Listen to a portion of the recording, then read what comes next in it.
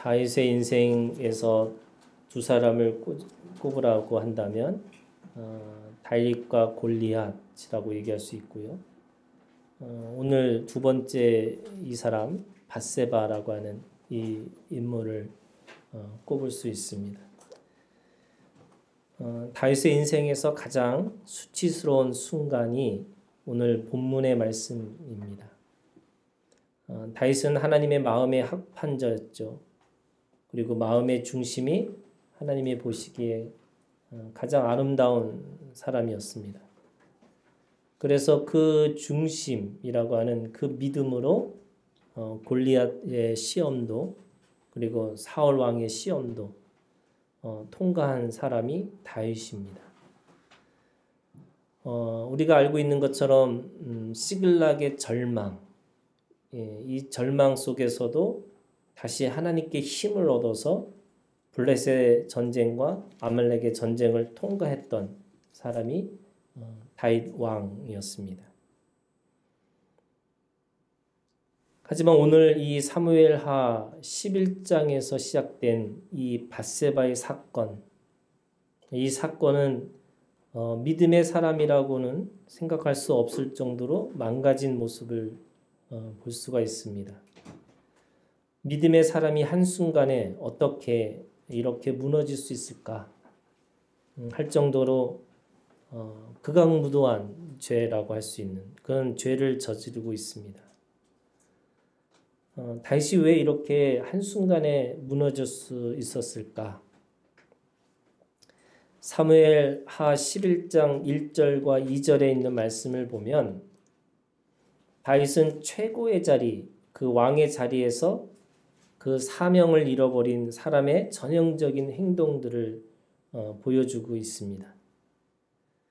고대 사회에서 전쟁은 한 국가의 가장 큰 존재 이유였고, 그래서 그 전쟁은 영토를 넓히는 것뿐만 아니라 그 백성들을 보호하는 안전장치가 전쟁입니다. 1절에 있는 말씀에 보면 그 해가 돌아와 왕들이 출전할 때가 되어 이렇게 되어 있습니다. 그러니까 그때는 매년 그 전쟁할 때가 있었다는 겁니다. 근데 그 전쟁할 때가 어떤 전쟁이냐면 왕들의 전쟁입니다. 왕들이 참여해서 그 왕들을 통해서 자신의 백성들을 보호하고 또 그 자신의 그 나라를 어떻게 보면은 존재 이유를 밝혀주는 거죠. 우리가 이렇게 살아있다. 더구나 이스라엘의 전쟁은 이방 민족의 전쟁과 또 다릅니다. 그것은 하나님의 공간이라고 하는 가나안이죠. 그 가나안을 지키고 하나님의 말씀, 성막을 보호하는 그런 영적 전쟁이었습니다. 그러면서 그 전쟁을 하나님은 다윗의 전쟁이었다고 그리고 하나님의 전쟁이었다고 그렇게 기록하고 있는 거죠. 그렇기 때문에 그 전쟁에서 이기고 지는 것은 단순한 그 사람의 성공과 실패의 의미보다는 특별히 이 이스라엘의 전쟁은 하나님과의 관계, 그 영적인 상태와 깊은 관련이 있었습니다. 오늘 본문의 말씀에 보면 다윗은 11장에 있는 말씀에 보면 이렇게 됩니다. 다윗은 예루살렘에 그대로 있더라. 그 전쟁에 참여하지 않은 거죠. 다윗의 왕국이 하나님의 나라의 상징이라고 한다고 하면 이 다윗이 그대로 있더라 라고 말하는 것은 다윗의 영적인 상태를 말하고 있습니다. 다시 말해서 하나님이 주신 사명이 다윗에게 굉장히 모호해졌다라고 하는 말입니다. 하나님이 다윗에게 성전을 짓지 말라고 하신 이유가 뭐였어요? 그는 전쟁하는 사람이라고 하는 겁니다. 그런데 자신의 사명을 잃어버리고 그대로 있더라 이렇게 표현하고 있는 거죠. 전쟁을 피하고 전쟁을 부하들에게 맡기고 있습니다. 11장에 다윗의 영적 상태를 나타내는 단어가 있는데요. 오늘 11장에 있는 말씀을 보면 계속 다윗이 보낸다라는 동사를 사용하고 있습니다. 전쟁을 위해서 부하들을 보내고요. 밧세바를 알아보라고 사람을 보내고요. 우리아를 자신에게 보내라고 편지를 보내고요. 다시 우리아를 죽음으로 내몰려고 다시 전쟁터로 보내고 있습니다. 그러니까 그는 보내는 사람입니다. 근데 왕이 되기 전에는요. 그는 보내심을 받은 사람이었습니다. 형들을 위해서 전쟁터로 보내심을 받았고 하나님을 모욕하는 골리앗을 상대하기 위해서 보내심을 받았고 하나님으로부터 모든 전쟁에 보내심을 받은 자가 다윗입니다. 다윗은 보내심의 사명을 받은 사람이었죠. 근데 어느 순간에 이제는 보내는 사람이 되어서 자신의 사명을 잃어버렸습니다. 왜 전쟁에 참여해야 하는지, 왕으로 자신의 부하들을 어떻게 아껴야 하는지, 자신의 통치 아래서 한 가정을 어떻게 지켜주고 어떻게 보호해야 하는지를 외면하기 시작했다는 겁니다. 그게 귀찮아지고 힘들어진 것이죠. 왕 같은 제사장의 사명을 잊어버렸기 때문에 그렇습니다. 우리는 하나님의 사명을 가지고 보내심을 받은 사람들입니다. 예루살렘과 온 유대와 사마리아와 땅끝까지 이르러 내 증인이 되리라 라고 하신 말씀처럼 보내심의 사명을 받은 사람들이 믿는 사람이고 그리스도인입니다.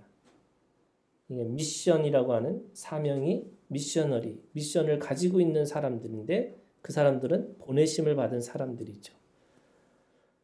예수님이 은혜와 진리로 우리 가운데 오신 것처럼 우리도 그 은혜와 진리로 보내심을 받은 사명을 가지고 사는 것이 믿는 사람들의 모습인데 타락한 이스라엘이 열방을 향해서 오라 하는 것처럼 유대인들은 오라는 거죠. 그런데 주님은 그 영적인 이스라엘은 가라고 얘기하십니다. 우리의 기준만을 고집하고 우리의 편견을 가지고 사람들에게 오라고 하지 않고 우리는 그 편견과 그 사람들에게 편견을 가지고 있는 사람들에게 가라고 얘기하시는 겁니다. 아무것도 하지 않는 죄악의 모습들이 어떻게 보면은 이 오라고 하고 보내는 일을 하는 사람들이죠. 이 사명감을 잊은 사람들에게 나타나는 특징 중에 하나가 뭐냐면 시간 낭비입니다. 특별히 시간 낭비라는 게 뭐냐면 시간을 사소하고 중요하지 않는 일에 집중해서 사용하고 있는 겁니다. 이것이 죄의 시작입니다. 여러분, 죄는 시간으로부터 오는 겁니다. 시간이 생명이기 때문에 그런 거죠.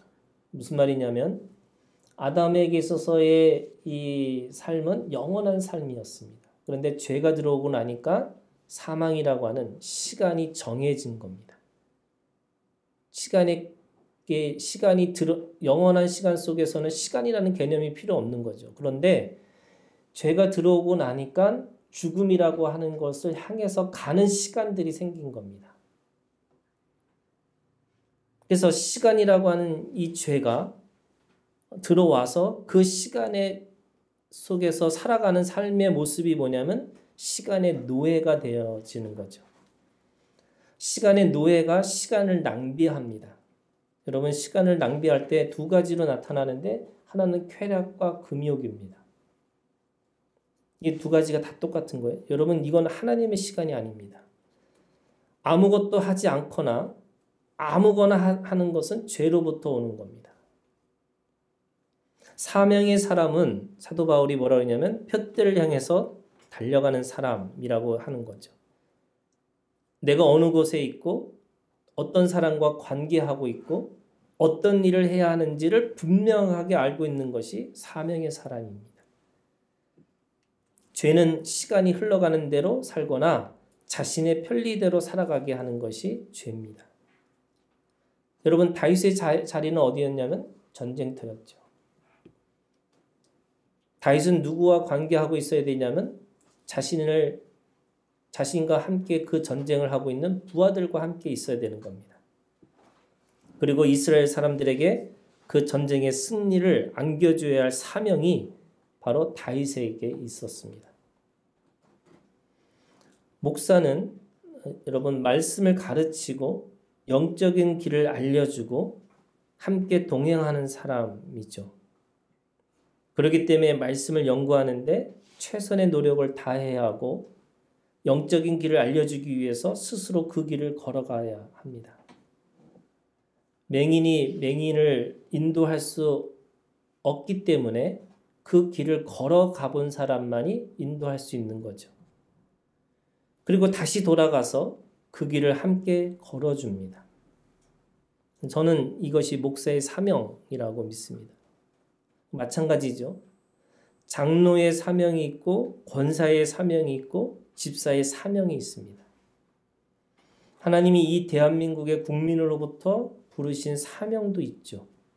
이 시대에 이곳에 이 나라와 민족을 위해서 내가 있어야 될 사명이 있습니다. 그 사명을 따라 살아야지 죄를 이길 수 있고 죄에서 벗어날 수 있습니다. 다윗은 왜 사명을 잊어버린 것처럼 이렇게 갑자기 그렇게 행동했을까? 여러분 혹시 들어보셨는지 모르지만 밧세바 증후군이라는 것이 있습니다. 이 밧세바 증후군이라는 것은 뭐냐면 이 성공한 사람들의 특징으로 이게 경영 이론이에요. 이게 어떻게 보면은 심리학이 아니고 이 경영 이론 중에 하나가 아주 어떻게 보면 열심히 일해서 자수성가한 사람들, 그런 기업의 CEO들, 대표들이 어느 순간에 무너진다는 겁니다. 왜 무너질까? 그 성공에 취해서 자신의 힘을 오용하거나 그 능력을 지나치게 높이 평가하는 겁니다. 그래서 도덕적인 잘못조차도 너무나 쉽게 생각한다는 거죠. 그러다가 한순간에 무너집니다. 지나친 성공으로 도덕적이고 윤리적인 죄를 지어도 그것을 정당화하거나 아니면 그것을 충분히 자신이 조절할 수 있다고 착각하게 됩니다. 그러니까 죄가 드러나도요, 그런 경우에 이 죄책감으로 오는 것이 아니라 자신의 성공을 부러워하는 사람들의 시기 정도로만 생각합니다. 그래서 내가 이렇게 되는 것을 사람들이 시기하기 때문에 이런 일을 자꾸 지적하는 거라고 이렇게 얘기하는 거죠. 그 안에 뭐가 있냐면 결과주의가 있습니다. 동기나 과정은 중요하지 않고 자기가 스스로 성공하면 그것이 다 무마할 수 있다라고 생각하는 거죠. 야고보서 1장 15절의 말씀에 보면 욕심이 잉태한 즉 죄를 낳고 죄가 장성한 즉 사망을 낳느니라. 여러분 여기에 뭐가 있냐면 시간의 개념이 있습니다. 그러니까 시간이 지날수록 죄의 영향력으로 스스로 키우는 모양입니다. 우리 속담에도 똑같이 있죠. 바늘도둑이 소도둑 된다는 말이 있습니다. 작은 죄라고 생각하고 아주 쉽게 생각해서 그것이 나중에 어떻게 보면 큰 죄로 발전하는 것을 볼 수가 있는데 이 다윗의 죄는요. 어떻게 보면 순간의 죄처럼 보일 수 있습니다. 그런데 순간의 죄는 아닙니다. 야고보서에 있는 말씀처럼 보면 욕심이 잉태하여 죄를 낳는다. 여러분 잉태의 시간이 10달이죠. 욕심이 10달을 품고 있으면 잉태해서 죄를 낳는 거예요. 무슨 말이냐면 그것이 한순간의 실수처럼 보이지만 사실은 그 안에 욕망과 욕심이 여전히 살아 있었다는 겁니다. 그 시간이 흘러서 죄가 되어서 근데 그 말씀에 보니까 그게 장성하여 뭐가 됐어요? 사망이 됐습니다. 그럼 장성하는 시간이 언제예요? 20년입니다. 예를 들면 우리가 생각하기에 쉽게 생각하면 20살의 성인이라면 20년의 시간이 흘러가는 거죠. 이 표현이 재밌지 않아요, 여러분?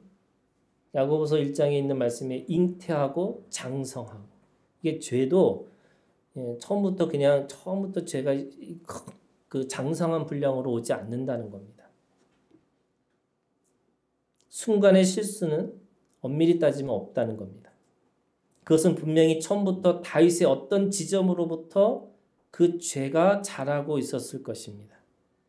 그 욕심과 욕망이 자라서 어떻게 보면 밧세바를 폭행하고 자신의 충성스러운 부하 우리아를 살인하고 한 가정을 파괴하는 큰 죄로 발전한 겁니다.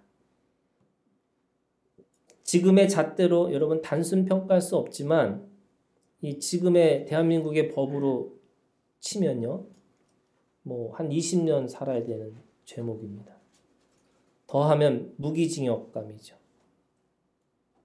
근데 율법으로도 마찬가지입니다. 이 십계명으로 따져보면 다윗의 죄는 돌로 쳐서 죽여야 하는 그런 사형감입니다. 하지만 다윗은 나단 선지자의 죄의 고발을 듣고서 즉시 회개합니다. 그 말씀이 우리가 읽은 사무엘하 12장 13절에 있는 말씀입니다. 다윗이 나단에게 이르되 내가 여호와께 죄를 범하였노라 하매 나단이 다윗에게 말하되 여호와께서도 당신의 죄를 사하셨나니 즉 죽지 아니하려니와 하고 말씀하고 있는 거죠. 그러면 이 죄의 용서가 죄의 심판이 없다는 말인가? 아니죠. 나단 선지자의 말씀을 하나하나 잘 들여다보면 절대로 그런 뜻이 아닙니다. 그 죄의 용서는 어떻게 보면은 지연된 심판으로 읽혀집니다. 베드로후서 3장 9절의 말씀을 보면 주의 약속은 어떤 이들이 더디다고 생각하는 것 같이 더딘 것이 아니라 오직 주께서는 너희를 대하여 오래 참으사 아무도 멸망하지 아니하고 다 회개하게 이르기를 원하시니라. 주님이 지연된 심판을 하신 이유는 다시 돌아오기를 기다리고 계신다라는 말씀입니다. 죄의 회개를 하기까지 기다리는 것이 하나님의 성품입니다. 여러분, 다윗의 죄의 대가는 그 자식들에게 돌아갑니다. 그리고 그 아내들에게 돌아가고 이스라엘 백성들에게 돌아갑니다. 그것은 죽음보다 더한 다윗의 모욕과 수치가 되는 거죠. 나단 선지자의 비유를 듣고 여러분 그 비유가 있죠? 부자와 가난한 사람의 비유가 있습니다. 그 다윗이 내린 결론이 사무엘하 12장 5절의 말씀입니다. 여러분 사무엘하 15장 5절에 있는 말씀을 보면 뭐라고 얘기하냐면 다윗이 그 사람으로 말미암아 노하여, 이게 부자 이야기와 가난한 자의 이야기를 나단 선지자가 비유로 얘기하는 거죠. 다 듣고 나서 왕이니까 그거에 대해서 판단하고 심판합니다. 뭐라고 심판하냐면 나단에게 이르되 여호와의 살아계심을 두고 맹세하노니 이 일을 행한 그 사람은 마땅히 죽을 자라. 그 죽을 자라고 얘기하니까 바로 너다 이렇게 얘기한 거잖아요. 그리고 6절에 그가 불쌍히 여기지 아니하고 이런 일을 행하였으니 그 양 새끼를 4배나 갚아줘야 하리라. 이 5절에 있는 이 말씀을요, 사실은 이 원어로 그대로 직역을 하면 어떻게 되냐면 이 말씀이 그 사람은 죽음의 아들이 될 것이다 이라는 표현입니다. 이게 뭐냐면 마땅히 죽을 자다 이렇게 얘기하는 건데 히브리어로 얘기하면은 죽음의 아들이 될 것이다 이렇게 얘기하는 겁니다. 이 4배를 갚아주고 죽음의 아들이 될 것이라고 하는 이 다윗의 선고, 다윗의 심판의 이 말씀은 그대로 다윗의 집안의 심판의 대가로 치러집니다. 그 죄의 결과로 다윗의 자녀들은 죽음의 아들이 됩니다. 똑같이 4배의 배상은요, 아들 4명의 죽음을 경험하게 됩니다. 죄는 용서받았지만 죄의 책임은 반드시 따른다는 겁니다. 뿐만 아니라 다윗의 아내들도 여러분 밧세바처럼 압살롬에게 모욕과 수치를 당합니다. 이 모든 것이 여호와의 원수의 비방거리가 된 것이 당연한 거죠. 더 기가 막힌 사실은요, 옥상에서 밧세바를 보고 이게 이 안목의 정욕으로 그것을 판단했던 그 다윗과 같이 그 옥상에서 압살롬이 모든 사람들 앞에서 그 다윗의 아내를 취합니다. 하나님의 심판은 그것과 동일한 죄의 대가를 혹독하게 치르게 하시는 거죠. 여러분, 이에는 이, 눈에는 눈 같은 똑같은 보복법입니다. 그런데 여러분, 이 이에는 이, 눈에는 눈이 사실은 은혜의 법이에요. 왜 은혜의 법이냐면 한 대 때리면 한 대 맞는 거, 한 대 맞고 한 대 때리는 거잖아요. 근데 누가 한 대 맞았다고 누가 한 대 때리는 사람이 어디 있어요? 더 때리고 싶은 게 사람의 심리인데. 그런데 더 확산시키지 말라라고 하는 의미로 이에는 이, 눈에는 눈이죠. 말은 용서하지만 그 죄의 대가 책임은 혹독했다라고 하는 것이 말씀의 기록입니다. 그럼 가끔 목사들이 다윗도 그 죄를 짓고도 하나님의 용서했기 때문에 자신의 죄도 용서받을 수 있다고 착각합니다. 하지만 용서의 책임은 말하지 않습니다. 그 대가는 누구한테 가요?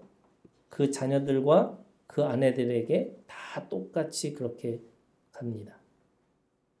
그러면 다윗에게 허락하신 용서는 정말로 말뿐이었는가?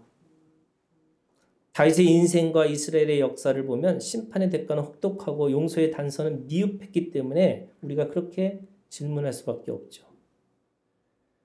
아담의 죄든 다윗의 죄든 그 대가는 죽음이었습니다. 하지만 하나님은 아담에게 가죽옷을 입히시고 다윗에게는 그 왕권을 패하지 않고 영원한 나라의 권위를 유지시켜서 지연된 심판의 시간을 허락하셨습니다.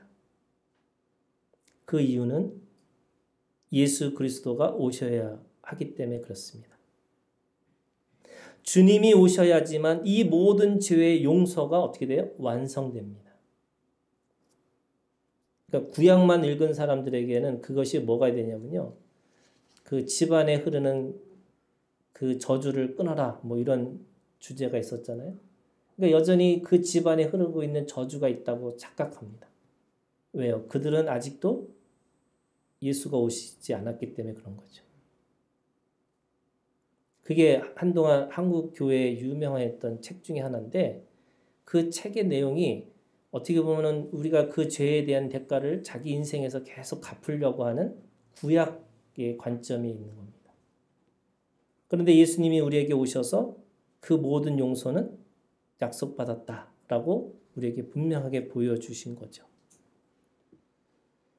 그러면 그래도 어떻게 보면은 다윗이 다윗으로 있게 하는 이유, 분명하게 모든 그 사람들이 그 율법 안에서 다 죄를 짓고 죄의 대가를 받았지만 그럼에도 불구하고 왜 다윗은 다윗이 됐을까? 이건 다윗 왕이 되었고 그 다윗의 왕은 여전히 우리에게 있어서 그죠? 다윗의 자손 예수 그리스도 또 하나님의 나라 다윗의 왕국이 오늘 우리에게 여전히 읽혀지고 여전히 그 믿음의 사람으로 살게 하는 이유는 어떻게 보면 구약의 시간에서 예수 그리스도의 용서의 증거를 받은 사람, 다시 말해서 그 안에 다윗의 믿음이 있었기 때문에 그렇다는 겁니다. 그것이 구원에 이르는 회개, 예수 그리스도가 오시기까지라는 회개의 믿음인데 여러분 그 회개의 믿음이라는 것이 사실은 용서인데 그 용서라는 그 감정은 율법으로는 불가능합니다. 그래서 오늘 어떻게 보면은 이 다윗이 되게 하게 하는 그 믿음의 근거는 뭐냐? 우리가 읽은 요한복음 1장에 있는 말씀에 은혜 위에 은혜라고 하는 어떻게 보면 그 율법입니다. 은혜 위에 은혜라고 하는 율법으로 우리는 그 안에서 진정한 용서가 되고 용서의 완성을 이룰 수 있다고 말씀하고 있는 겁니다.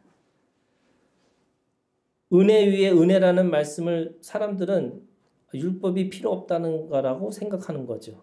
근데 그게 아닙니다. 죽이는 율법에서 살리는 율법이 되기 위해서는 이 은혜의 율법이라는 은혜 위에 은혜가 덮어져야 한다고 그렇게 우리에게 말씀하고 있는 겁니다. 여러분 유명한 이야기 아시죠? 깨진 항아리에 물 붓는 것. 아무리 가서 물을 부어도 깨진 항아리 속에서는 물이 채워지지 않습니다. 근데 그 채워지는 방법은 두 가지가 있어요. 한 가지는 뭐예요? 물속에 그 항아리를 집어넣는 겁니다. 그게 은혜 위에 은혜입니다. 땅의 은혜와 하늘의 은혜로 덮어져야지만 그 깨진 항아리 속에 물이 채워지는 거죠. 두 번째는요. 그 구멍을 막아주는 신비. 우리나라 옛날 이야기의 두꺼비인 것 같은 거예요. 이 두꺼비가 와서 그 항아리를 막아줍니다. 사람의 손으로는 안 되는 건데 이해되지 않고 설명되지 않는 신비의 존재가 와서 그것을 한순간에 막아주는 경험을 해봐야 그 죄를 이길 수 있다라고 말씀하고 있는 겁니다. 이것이 어떻게 보면 우리에게 구원자가 되시는 거고 보혜사, 헬퍼라고 하는 그 성령의 경험이 반드시 있어야 한다고 말씀하고 있는 겁니다. 무너진 다윗입니다. 어떻게 보면 최악의 다윗이죠. 그렇기 때문에 다윗이 믿음의 다윗이 되기 위해서는 여러분 하나님의 은혜가 그 안에 있어야지만 가능하다는 겁니다. 그러면 은혜로 모든 사람이 다윗처럼 될 수 있을까? 우리도 그렇게 또 질문할 수 있는 거잖아요. 근데 그것은 또 아니죠. 여러분 하나님의 은혜가 100%라고 한다면 다윗의 믿음도 100%가 있어야 되는 거죠. 첫 번째 그 믿음의 증거, 이 다윗의 믿음의 첫 번째 증거가 있습니다. 그게 뭐냐면 나단 선지자의 죄의 고발에 대해서 그 첫 번째로 보였던 다윗의 태도가 있습니다. 그 죄의 고발 앞에서 즉시 온전히 자원함의 회개의 모습이 다윗에게 있었습니다. 누굴 탓하거나 또는 핑계대지 않습니다. 오로지 자신의 죄를 심각하게 생각하고 그래서 그것뿐만 아니라 이 죄는 사람에게 짓는 죄가 아니라 하나님 앞에 지었던 죄였음을 인식합니다. 하나님도 마찬가지시죠. 이거를 너 왜 밧세바에게 또는 우리아에게 했다라고 하는 것에 대해서 어떻게 말씀하시냐면 하나님의 말씀, 하나님을 업신여겼다라고 얘기합니다. 하나님을 경외하지 않고 하나님을 존중하지 않고 하나님을 어떻게 보면 막대했다라는 모습입니다. 은혜가 믿음으로 작동하듯이 그 믿음은 결국 죄인의 태도의 변화입니다. 죄인은 마음의 죄를 가지고 있는 사람인데 그렇기 때문에 죄인의 변화는 통회하는 마음과 상한 마음으로 자신의 죄를 인정하는 것에서부터 시작하는 겁니다.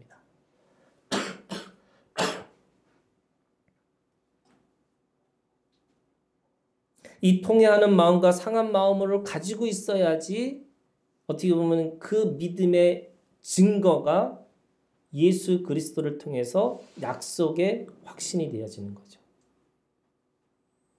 두 번째 여러분, 다윗의 믿음의 두 번째 증거는 주님이 자신을 찾아오셔야지만 죄로부터 떠날 수 있다는 믿음을 가지고 있습니다. 다윗의 고백은 그 순간의 회개로만 끝나는 것이 아니었어요. 여러분 그냥 미안해 이걸로 끝나는 게 아닙니다. 욕심이 죄로 자라는 시간이 필요하듯이 은혜 위에 은혜로 덮어지기 위해서도 똑같이 뭐가 필요하냐면 시간이 필요합니다. 시편 51편이요. 그 밧세바의 사건을 통해서 죄를 토로하고 있는 자신의 것을 그 하나님 앞에 회개하는 그 기도가 시편 51편의 기도고 51편의 고백입니다. 이 다윗이 이 죄를 고백하고 지은 시인데 그 시를 잘 읽어보면 자신의 마음 안에서는 절대로 의를 찾을 수 없다는 결론입니다. 그렇기 때문에 다윗은 주님의 의를 기다리고 있습니다. 밖에서부터 자신의 마음을 찾아오는 구원자, 바로 예수 그리스도가 필요하다고 고백하고 있습니다. 주님을 기다리고 주님의 이름을 부르짖고 있습니다. 이 믿음의 증거가 그리스도가 우리 가운데 오심으로 어떻게 해요? 약속의 성취가 되어진 거죠. 세 번째는요. 다윗의 믿음의 세 번째 증거는 하나님의 약속에 근거하고 있다는 말씀이에요. 여러분 이게 어떻게 보면 가장 중요한 겁니다. 약속이 있습니다. 사울의 죄보다 다윗의 죄가 더 커 보입니다. 여러분 다윗의 죄를 이렇게 보면 사울의 죄는 어떻게 보면 어린아이 같은 죄입니다. 비교하고 경쟁하고 뭐 이런 거잖아요. 그런데 다윗의 죄는 한 가정을 무너뜨리고 사람을 죽이고 그리고 어떻게 보면 그 안에서 자신의 욕망을 계속 채워나가는 것과 같은 겁니다. 베드로의 배신이 가룟 유다의 배반보다 주님에게 더 상처가 클 수가 있을 것입니다. 가룟 유다는 자신의 일을 하러 간 거지만 베드로는 주님과의 그 거리, 멀찍이라고 하는 거리가 사실은 여차하면 주님 앞에 달려올 수 있는 거리고 여차하면 도망갈 수 있는 거리가 멀찍입니다. 그리고 주님과 마주칠 수 있는, 눈과 눈을 마주칠 수 있는 그런 거리였습니다. 그런데 그 거리, 그 멀찍이 서서 주님을 3번 부인합니다. 어쩌면 더 고통스럽고 더 아픈 배신이 베드로에게 더 있었을 것입니다. 그런데 왜 다윗과 베드로는 믿음의 사람이 되었고 사울과 가룟 유다는 어떻게 보면 실패의 사람이 되었을까? 그 비밀은 약속에 있습니다. 다윗은 하나님으로부터 그의 왕권과 그의 씨로부터 영원한 나라가 세워질 것이라고 하는 약속, 그 말씀을 받았기 때문에 그런 겁니다. 베드로도 마찬가지죠. 베드로에게 찾아가셔서 주님이 물으십니다. 너 나 사랑하냐? 그리고 내 양을 먹이고 치라고 약속을 받습니다. 여러분 약속이 중요합니다. 하나님의 사람들에게는 성령께서 주시는 약속들이 있습니다. 이 약속에 근거해서 사명이 있는 거죠. 하나님이 주신 사명을 이루기 위해서 그 사명의 말씀과 그 사명을 이루는 말씀을 반드시 하나님은 주십니다. 하나님은 약속하는 하나님이시고 신실하시고 은혜로우신 하나님은 그 약속을 반드시 성취하시기 위해서 어떻게 하세요? 고쳐서 쓰시든 그 약함을 그냥 그대로 쓰시든 반드시 그 사람을 사용하신다는 겁니다. 근데 그 사용의 시간, 그 사용의 방법, 그 사용의 모든 것들은 결국 하나님 나라의 성취, 하나님 나라를 이루시려고 하는 하나님의 계획 안에 있는 거죠. 하나님의 경륜 가운데 있습니다. 여러분 결론입니다. 오신 예수 그리스도의 믿음이 내가 여호와께 죄를 범하였노라고 하는 신앙에서부터 시작한다면 그때마다 우리가 스스로 점검해야 될 질문들이 있습니다. 그것은 오늘 우리가 죄 가운데 어쩌면 가장 극악무도한 그 죄 가운데 있음에도 불구하고 여전히 믿음의 사람으로 살아내는 우리의 신앙의 고백입니다. 죄를 은폐하거나 죄를 확산시키거나 그 죄의 지배를 당하지 않으려면 여러분 이 3가지 질문을 꼭 하셨으면 좋겠습니다. 첫 번째는요. 이미 오신 예수 그리스도의 은혜의 말씀을 내가 듣고 있는가? 율법과 정죄의 말씀이 아니고요. 은혜의 말씀을 내가 듣고 있는가 하는 거예요. 은혜 위에 은혜입니다.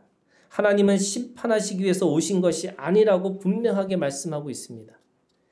죄와 싸우기 위해서 죄 짓지 않으려고 아무것도 하지 않는 것, 그것도 사실은 잘못된 거죠. 그러면 뭐냐? 반대 정신이에요. 더 사랑하고 더 사랑하기 위해서 믿음을 사용하는 것입니다. 여러분 이것이 은혜의 말씀의 핵심입니다. 사단과의 영적 전쟁은 능력의 싸움이 아니에요. 여러분 진리의 싸움인데 그 진리의 싸움이 뭐냐? 은혜 위에 은혜라는 겁니다.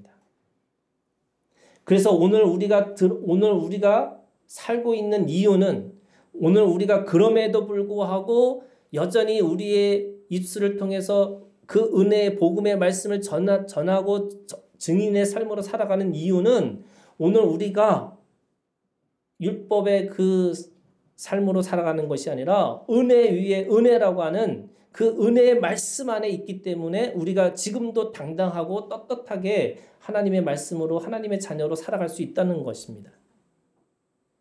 그렇기 때문에 모든 말씀을 어떻게 해요? 여러분 은혜로 들으시기를 주님의 이름으로 축복합니다. 모든 사건들을 어떻게 해요? 은혜로 덮어지셔야 되는 거예요.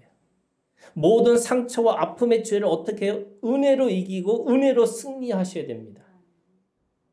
여러분 그러기 위해서 두 번째 질문입니다.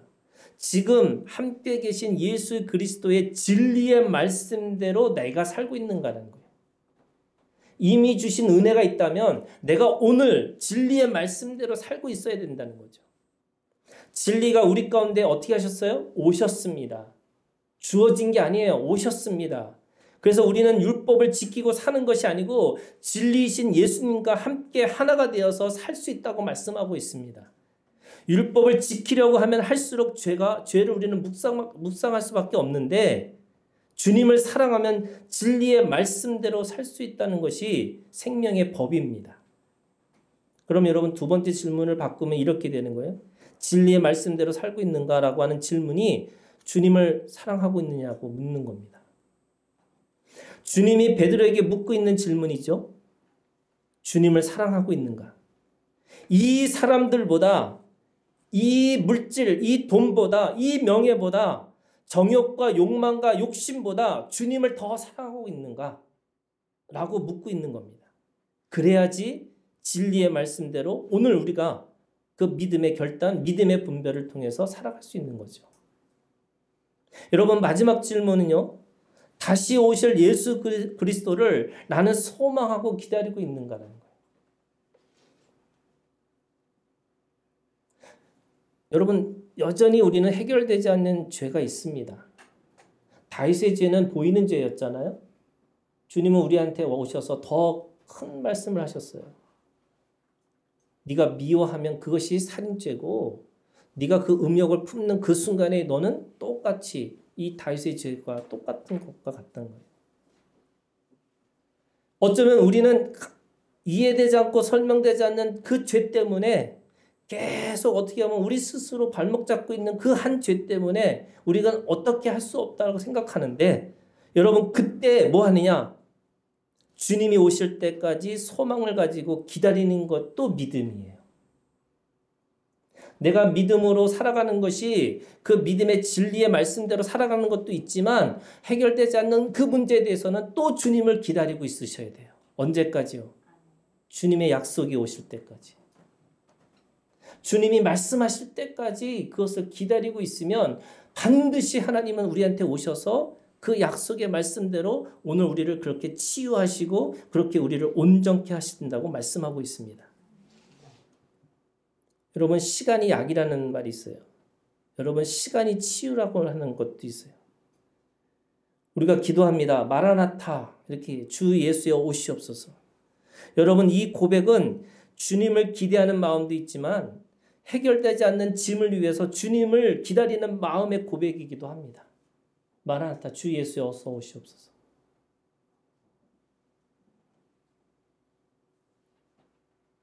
그러면 주님의 시간에 주님은 일하실 것이고 그 시간이 가장 적절하고 가장 빠른 시간 안에 우리를 회복시켜 주시고 우리를 온전케 하신다는 겁니다. 우리는 오신 주님 앞에서 겸손하게 믿음의 태도를 가지고 있는 것이 중요합니다. 그리고 통회하는 마음과 상한 심령으로 오늘도 주님이 오시기를 기도하고 있는 거죠. 여러분 이 믿음으로 죄를 이기고 이 믿음으로 하나님 나라의 왕 같은 제사장으로 살아내는 하나님의 지체들이 되시기를 주님의 이름으로 축복합니다. 기도하겠습니다.